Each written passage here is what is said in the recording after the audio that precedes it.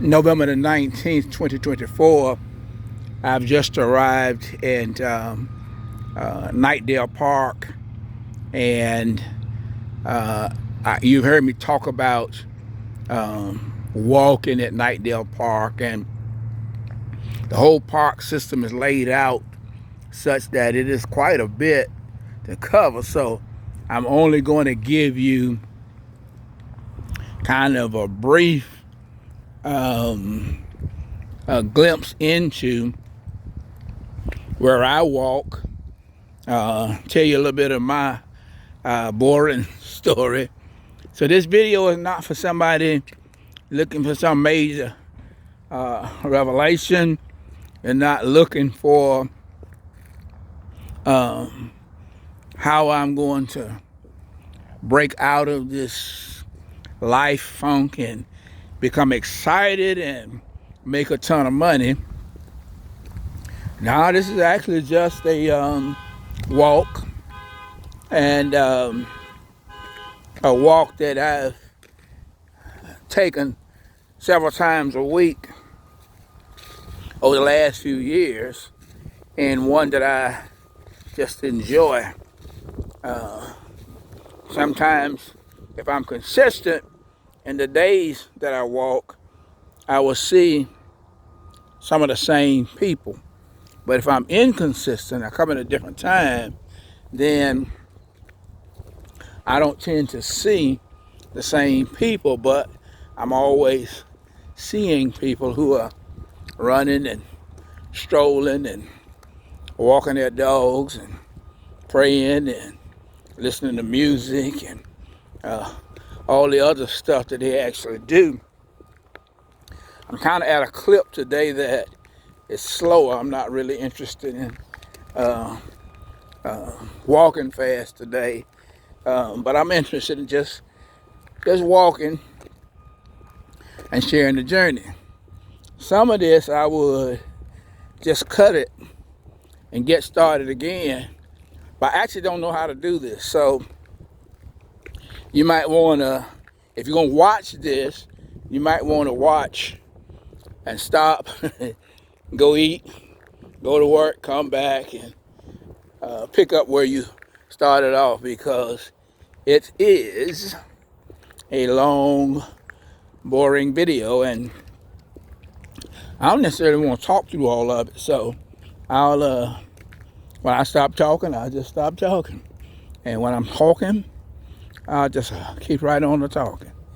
So anyhow, Knightdale has certainly changed over the years. I mean, my goodness, it's changed. It attracts a lot of people, and back in the day when I first came to Raleigh in the 60s, it was certainly not known as a progressive spot by any means. But over the years, with the growing population, people moving in, becoming more progressive, a progressive government, things change. Government matters. When you have local government, that's who's going to impact you the most. And sometimes we get really jacked up about the federal government, but you can never overlook the political impact of who decides to spend the local tax money to develop soccer fields and places of recreation like we're doing now. There are communities that won't put money into recreation for the citizens. They'll have money for other things, but this is the kind of government, and I'm not promoting any government. I'm just saying it's obvious this is not private, so the government has made a decision to make this a welcoming place. It is a fabulous day. It's overcast, but this is a fabulous day. Anyway, I'm gonna stop talking for a moment because I'm giving out of breath. So am I giving out of breath? I don't want to utilize it for this video. And there's a little station there where they get a little break.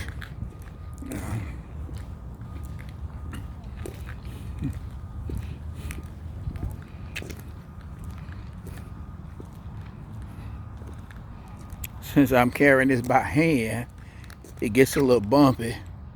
So I'm gonna try to stop and give you a view without the bumpiness.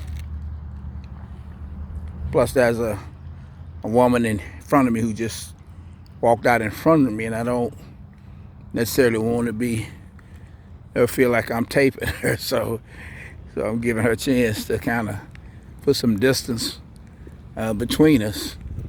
You know, people are who they are, and all I'm trying to do is enjoy the day. And she ain't said nothing to me. That's just my experience, my wandering thoughts. So far, you can see there's been several soccer fields. So if you come out in any given day, you see people with different ethnic backgrounds on the soccer field. So I've seen Americans, high school, middle school, Latinos, Mexicans, Africans of all different groups speaking different languages. It's kind of amazing to me. And I have a deeper awe and appreciation for the world as it is now versus the world I grew up in. It would not have included any other people as much as it is now. One way or the other, it's still a different world.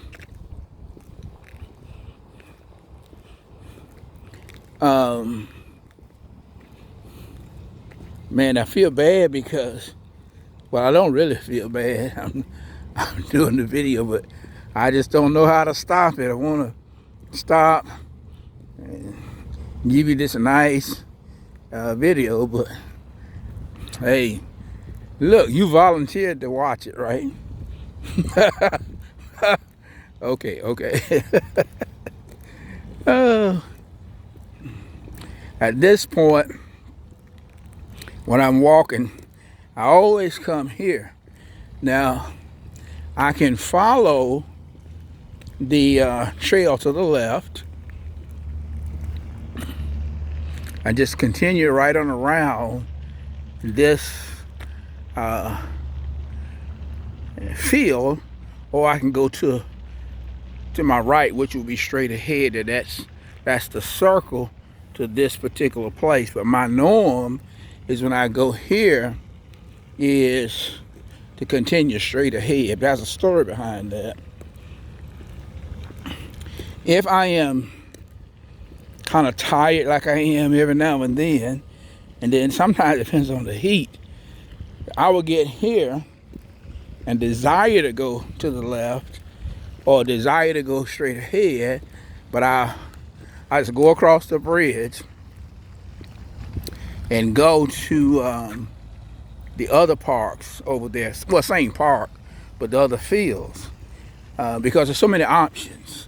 And with those options come relief from, man, I'm tired today.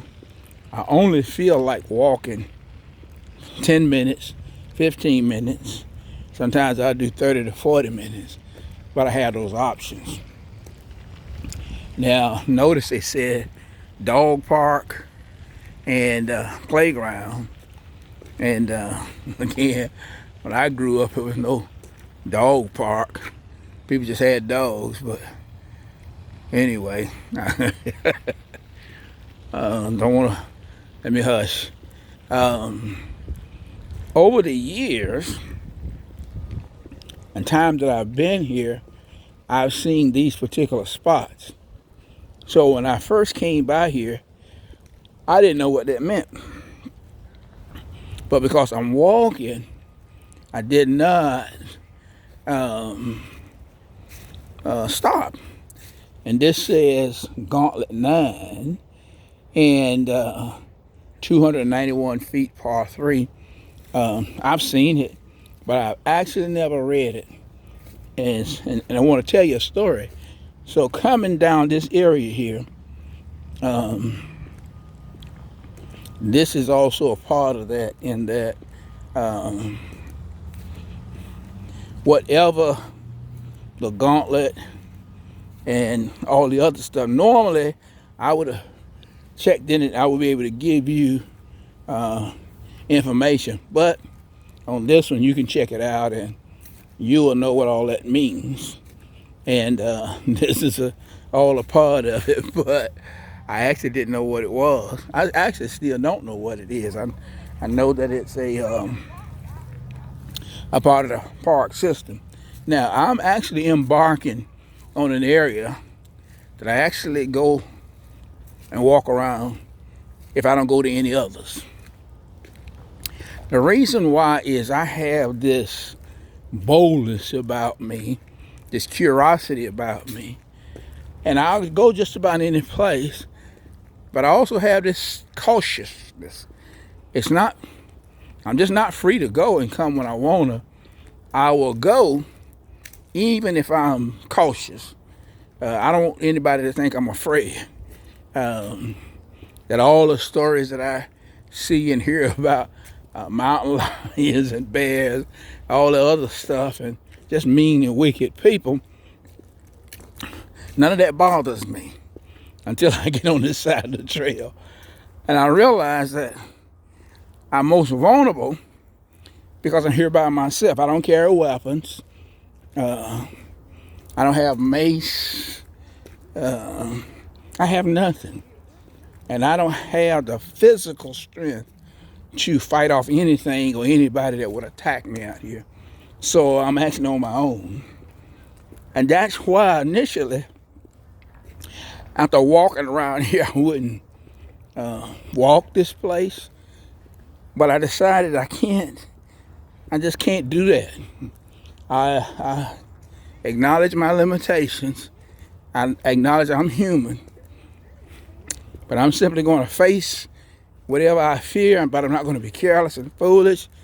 And I'm just going to keep walking around here. I've been doing that. Again, that's another one of those gauntlet things. And I don't know if you can see the pond over there. And this area here that looks a little wild, it's not. It's actually a garden. And at different times of the year, you will see this garden blossom, different flowers. And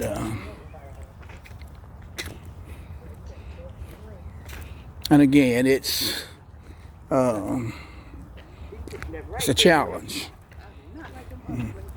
And this is Two Green Thumbs Garden Club.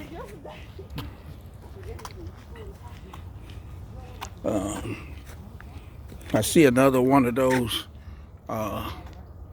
devices that has to do with and this is a Monarch way station. So all of this is playing. But this is where I went off the beaten path as far as my fears of what's out here and what am I going to encounter and stuff. And I just decided, it actually happened, I think last week, where I said that I've not been out here before. I've been coming out here for years, and I'm gonna go back here and I'm gonna check it out. And you know, the life lesson for me is, and I'm always learning things. Sometimes you just have unreasonable fears. There's no reason for it. There's nothing you've seen or experienced that makes you so cautious. And yet, it's just built in me like that. Even from a child, I was always a person who was cautious. And what that means is I had to get used to all the squirrels out here. But man, you walk out here by yourself and those squirrels get to scrambling and you start thinking all kind of things. So squirrel will look like a lion or something like that, or a mountain lion, a big bear, whatever.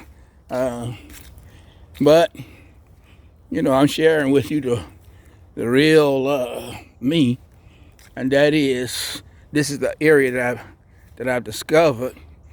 Well, and it's a discovery for me, but it's been here all the time. So, par 6, gauntlet 9, and it points to hole number 3 and hole number 6. Now, if you look in this video, you would say, well, he ought to know what all that is. Well, I don't, and I'll find out one day. But right now, I'm only interested in making this part of the video as a part of my life journey, and I'll share it with anybody and everybody who wants to go on a YouTube channel, and you'll just see one of my little places where I now discovered that I want to hang. And I didn't say I wouldn't be dealing with my fears. Coming here doesn't change them, but it does expand my capacity to take on challenges.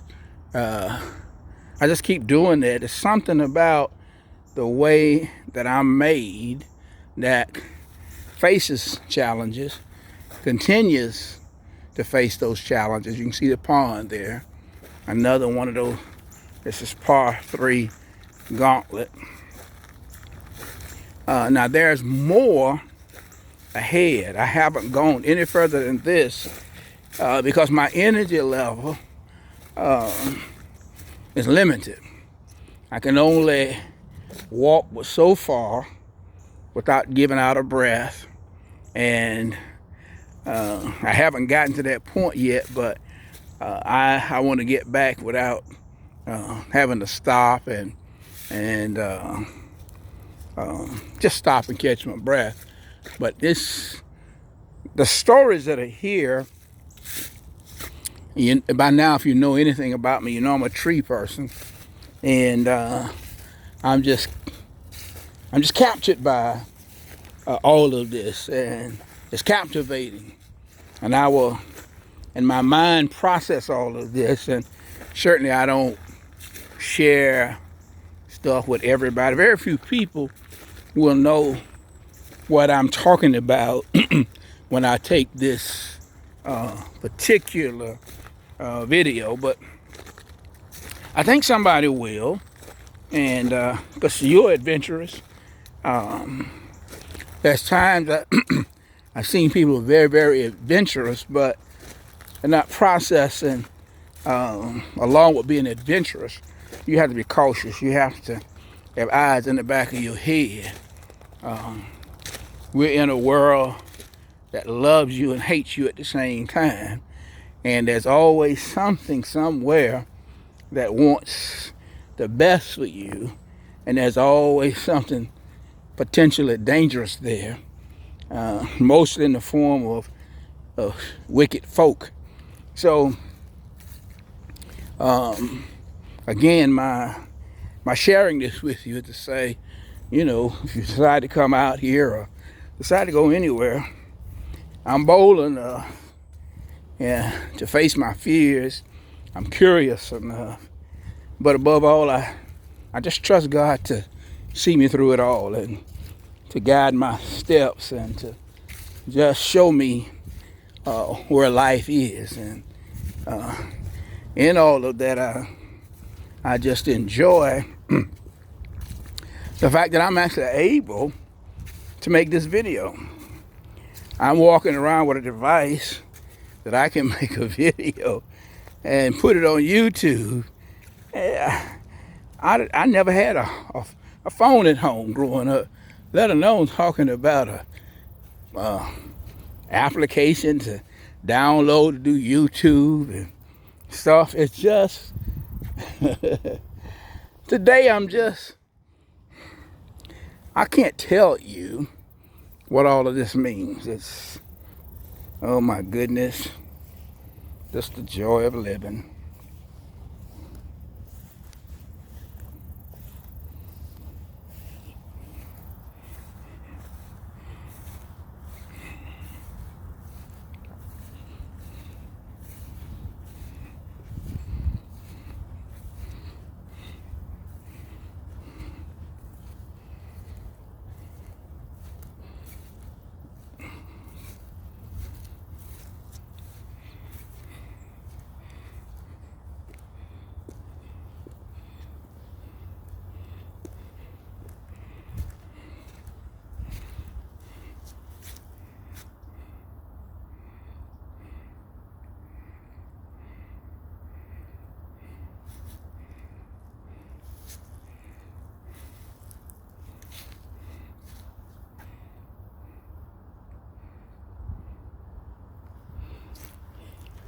Life behind you,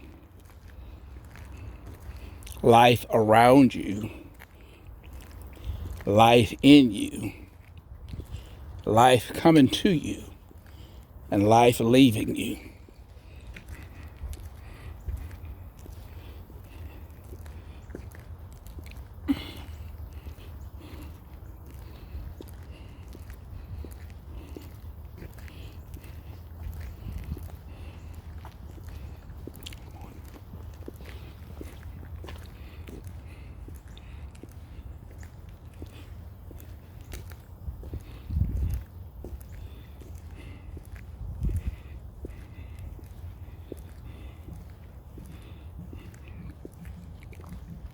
This slight incline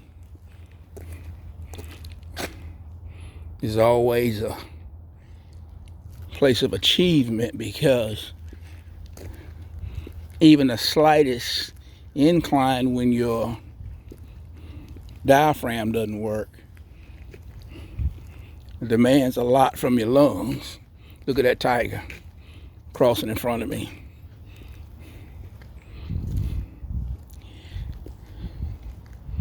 I don't want you to hear my heavy breathing and panting, so I'm going to slow it down.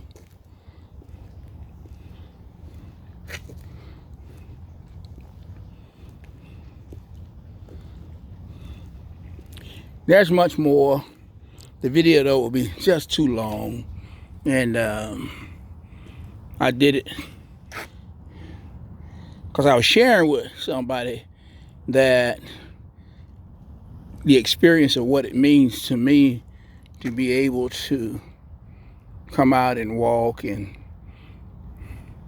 be in an environment like this. And you know, sometimes when you're talking to somebody, you can talk, there's no way to paint a picture of what the particular environment is like, but I wanted to just share and hope that maybe somebody somewhere along the line will say, I want to get out and go for a walk, and Knightdale is not that far away, and just come out and enjoy walking and reflecting. Anyhow, Michael L. Dublin Sr.